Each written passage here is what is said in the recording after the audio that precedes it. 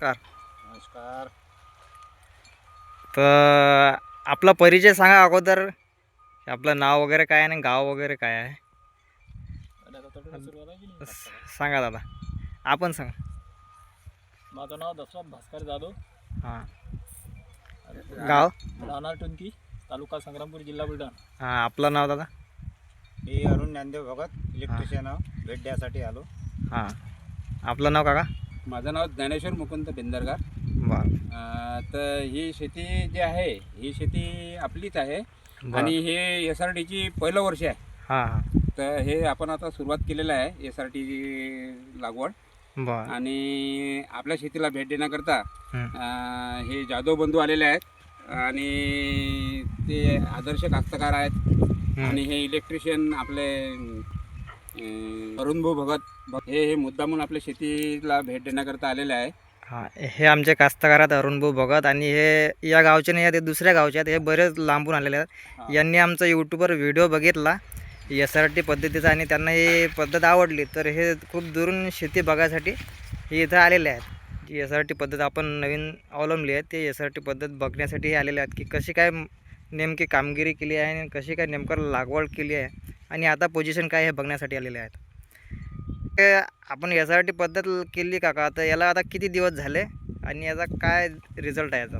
याला काय आधी जवळजवळ याला 1.5 महिना लागवड करून झालेला आहे. हां. आणि सुरुवातीला आम्ही बेड तयार केले.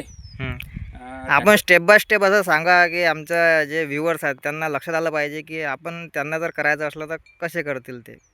प्रथम पोझिशन काय राहील आणि सुरुवातपासून म्हणजे सुरुवातीला शेताची जे आहे ट्रॅक्टरची कामगिरी हां ते आपण सर्व केले आणि नंतर ट्रॅक्टरच्या सहाय्याने 4-4 फुटावर असे आपण बेड तयार केले. आणि बेड तयार केल्यानंतर आपल्या टोकन यंत्राने याच्यावर टॉपवर आपल्या 2 तास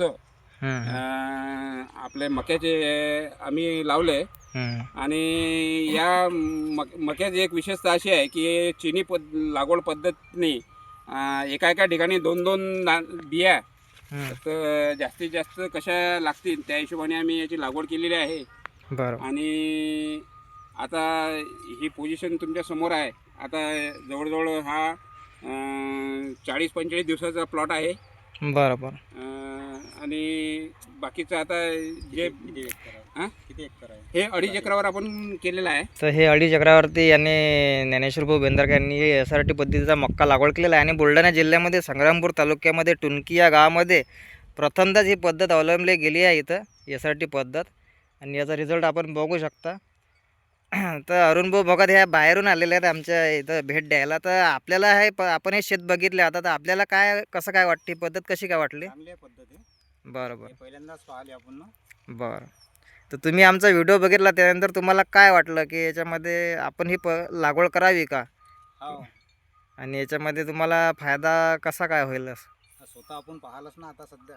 बरं बरं. स्वतः पाहिल्यावर समजते कसं काय. तर हे आमचे जुने कास्तकार आहेत आणि हे भरपूर दिवसापासून शेती करतात. तर यांना खर्च वगैरे खूप जास्त लागत होता आतापर्यंत. तर याच्यामध्ये यांनी व्हिडिओ बघितल्यानंतर त्यांना ही पद्धत आवडली की 7-8 वर्ष याच्यामध्ये एक वेळ बेड तयार केल्यानंतर याच्यामध्ये कोणतीच कामगिरी करायची नाही. तो खर्च तुमचा 7-8 वर्षाचा खर्च, रोटरचा खर्च आणि नांगरटीचा खर्च हा वाचणार आहे. आणि फक्त एक वेळच याला बस फवारे वगैरे चालू ठेवणार आहे. आणि एक आखरीला याला जे हार्वेस्टिंग आहे, मक्याची कापणी आहे, ते करावी लागणार आहे. आणि मशीनच्या सहाय्याने मक्का काढणार आहे. बाकीचा मधातला मजुराचा खर्च, कोणताच खर्च याच्यामध्ये लागणार नाही. तर त्याच्यामुळे ही पद्धत यांना सोपी पद्धत वाटली आणि खर्च कमी होऊन उत्पादन वाढेल. तो खर्च त्याच्यामध्ये जो आहे, खर्चाचा जो नफा आहे तो ॲड होईल. तर त्याच्यामुळे हे पण चालू करणार आहेत पुढच्या वेळेसपासून. तर हे आमचे बाकी दशरथ भाऊ जाधव हे कास्तकार आहेत. हे यांचं बाजूचं शेत आहे, हे आपण बघू शकता. तर हा मक्का लागवड केलेला आहे त्यांनी पण.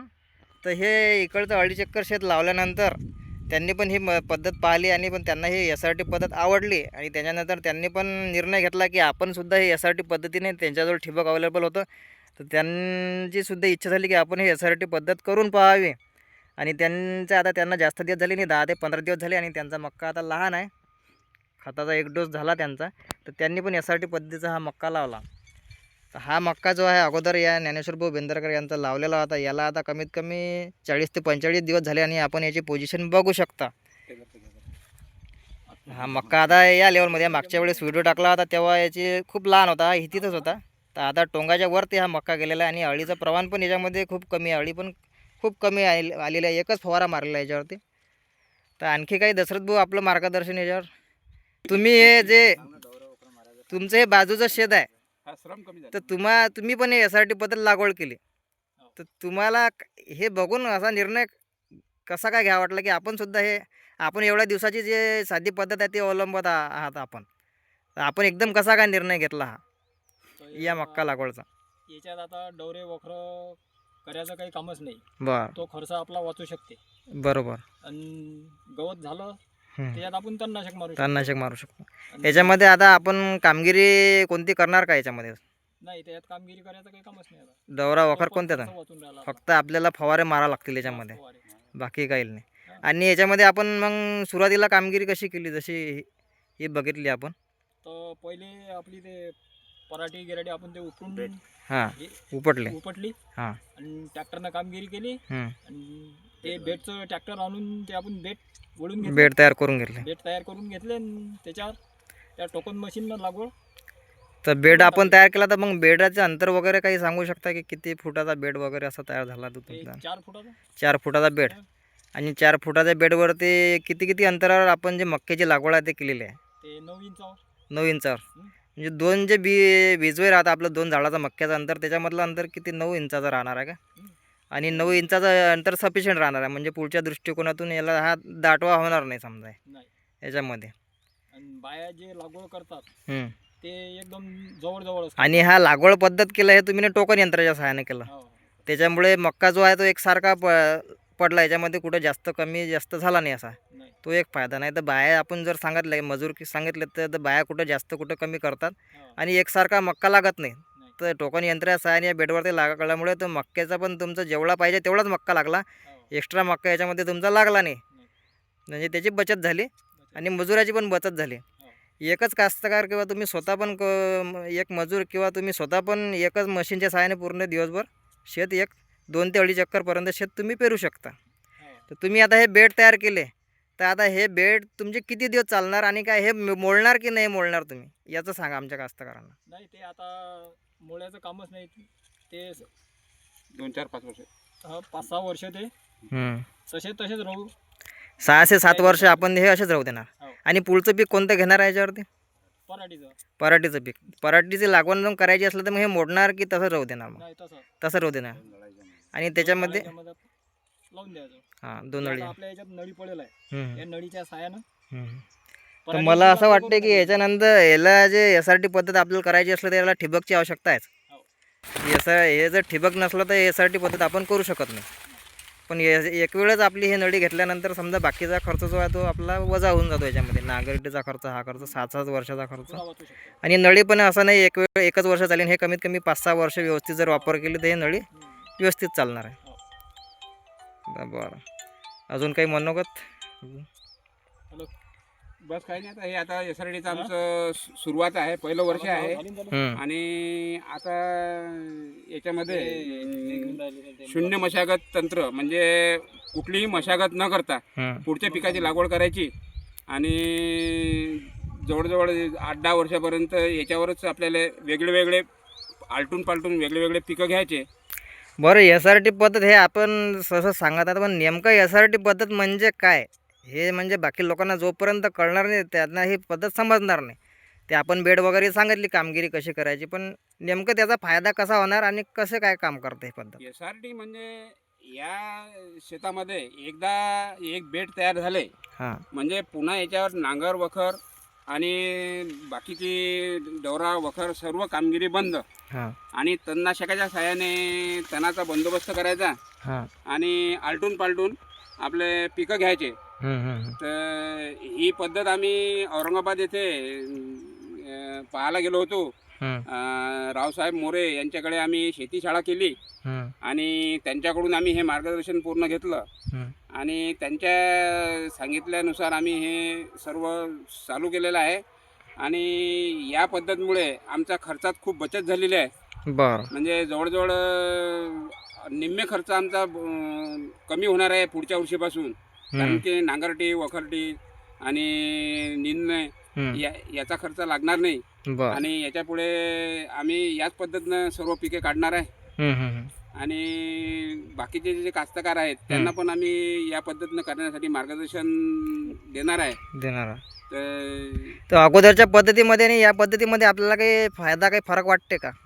नाही, अगोदरच्या पद्धतीपेक्षा याच्यामध्ये झाडाची वाढ जोरदार झालेली आहे. आणि मक्याची क्वालिटी आपल्या पारंपरिकपेक्षा